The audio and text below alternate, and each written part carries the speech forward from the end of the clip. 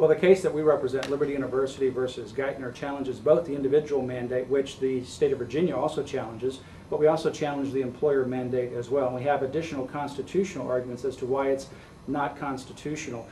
We challenge both the individual and employer mandate because both are significant intrusions on liberty. Both mandate individuals or employers to either buy or provide a certain kind of government-defined health insurance product. That's unprecedented, and if in fact government can force individuals to buy a particular health insurance product or force employers to offer a particular government-defined health insurance product, then government's power has literally become unlimited. And we've really lost a lot of our liberty, and the federal government has become, therefore, this centralized government. That's not what the Constitution allows. It's not what the founders envisioned. You all are kind of in a unique position in that you're a university going after this health care legislation where most of the opposition has come at the state level. How do you view that, I guess, in terms of the uniqueness of it and other universities maybe not getting involved in this?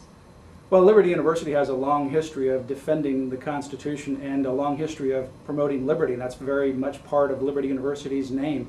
We were not about to sit on the sidelines and just simply complain about this law while someone else challenged it. Because of our public interest law firm, Liberty Counsel, Liberty Counsel came forth, and I represent Liberty University through Liberty Counsel. So we challenged this directly. In fact, we were the very first case that was filed by any private entity in the country on the very same day that it was passed, on March 23, 2010. So we're taking a very aggressive, a very proactive stance because this is a significant change in the history of the Constitution and the role of the federal government. And we believe it's time for us to challenge it. And we believe at the end of the day, at the United States Supreme Court, where this case will ultimately end up, this law will be found unconstitutional. You're talking about the Supreme Court, and we're standing in a mock-up of it here that you use as a classroom here. How have you kind of taken this to the classroom? How are students, I guess, able to learn from this experience and what the university is doing?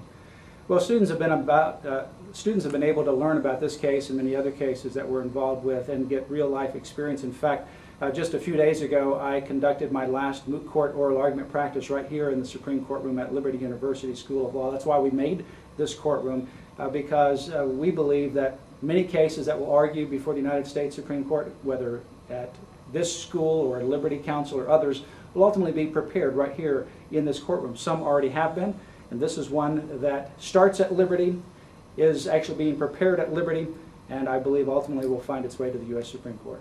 How are students going to be involved, I guess, in the oral arguments tomorrow? Will they be involved? Well, students are right now in the middle of final exam, so it comes at a time where they're very much occupied with other things, but certainly the students will be, some of them might be able to be there, but they'll be able to hear it for the very first time in the history of the Federal Court of Appeals for this circuit on audio, because it'll be broadcast for the very first time at this particular oral argument. And so they'll be able to hear it even if they're not actually able to be there, and take some time perhaps out of their final exam studies to hear a case that is of significant importance that affects every single American, and one that will ultimately end up at the U.S. Supreme Court. Has there been a lot of interest among students? Have you heard from them saying they're going to listen to the broadcast? Well, certainly I've heard from a lot of students. Again, they're right in the middle of final exams, so that is something that really occupies their time, but many of these students have been following this case from the very beginning, and in fact, when we had the argument here in Lynchburg, Virginia, the courtroom was packed. Many of those individuals were students from Liberty University and Liberty University School of Law. So there's a high interest level here because of the fact that we're involved, and also this is such a significant case that will ultimately end up to the U.S. Supreme Court. Okay. I want to get back to the lawsuit itself and how you think this is going to end up turning out. It seems like at the circuit court levels at this point, I know we're going through the Court of Appeals and everything now, but once it gets to the Supreme Court, it seems like in the circuit courts, it's kind of been, the rulings have come down on party lines. Republican-appointed justices typically rule in favor of the legislation, or rule against the legislation, where Democratic-appointed judges rule against it.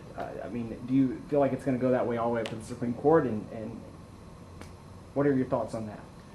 Well, I can't predict how it's going to be at the Court of Appeals. All I know is what the precedent says and what the Constitution in the text and history says, and that is this particular case is unprecedented in the power grab by the federal government to literally transfer wealth toward a humanitarian ideal beyond the powers of the federal government is really what's at issue here.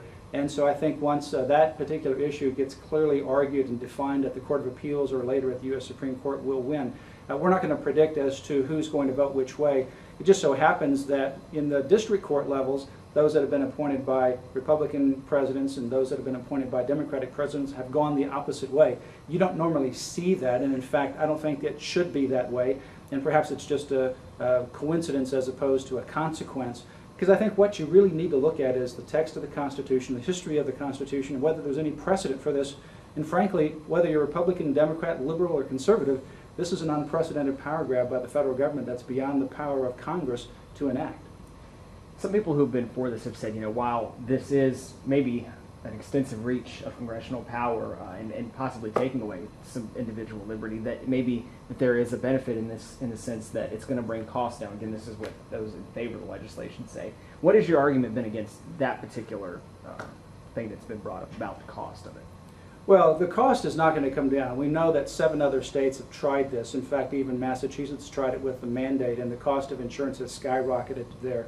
I don't think that by having the federal government control essentially from a centralized position that you're going to have lower cost and more affordable care and better care. In fact, to the opposite. Every time the federal government gets involved in managing something, it typically has cost overruns. It usually becomes much more cost inefficient. Take a look, for example, at Medicaid. That is a bankrupt system, and that is managed and controlled by the federal government. Without some significant reforms in Medicaid, that will go bankrupt, and that will affect the rest of our economy. So now what we're going to do is give the federal government even more authority over health care. It seems like a very odd situation when we've already got a failed system that's getting worse, that's going to bankrupt the country, that we're actually going to give the federal government even more power over health care. I think the federal government will certainly drive up the cost and decrease the quality of health care if this bill is not found unconstitutional. You mentioned, a failed system there. It seems that there's some agreement on both sides that something needs to be done in terms of reforming health insurance and that sort of thing. What do you believe is the solution then to maybe reforming the system, if it's not the government? Well, certainly health insurance can be reformed. We need to have more affordability, wider coverage, and continue to have the good quality of care. But I think what we have to do is look at what drives up those costs. Medical malpractice, that also drives up the cost. Nothing was done to address that in this particular bill. Being able to buy prescription drugs across the border at a cheaper price, that would help our competition, give us lower cost medications. That was ignored under this particular law. I think good incentives and tax breaks would also help individuals that are on the lower income level, as well as individuals who want to provide income and contributions to support low cost or no cost health care. We can do a lot of things to reform and make the healthcare system better. This particular law did the wrong thing. It centralizes healthcare. It will destroy the healthcare industry. It's not going to make it better. It's going to make it worse. This particular bill mandates every single person to be involved in it, and it rolls it out on an individual level. For example, you have penalties that will be coming into play pretty soon. You have, for example, employers that are already being negatively affected, including Liberty University. That's why you've had over 1,000 employers now that have tried to have a waiver, and they've gotten a waiver from the Secretary of Health and Human Services because they can't afford to even implement this particular health care bill. So we've begun to see just a little bit of the impact of this, and that's why McDonald's and many other employers and unions and others across the board, small and large, are wanting to be opted out, at least for a temporary period of time, because they cannot afford to operate under this system. And in fact, some major employers are even considering dumping their entire health care coverage because they can't afford to operate under this system.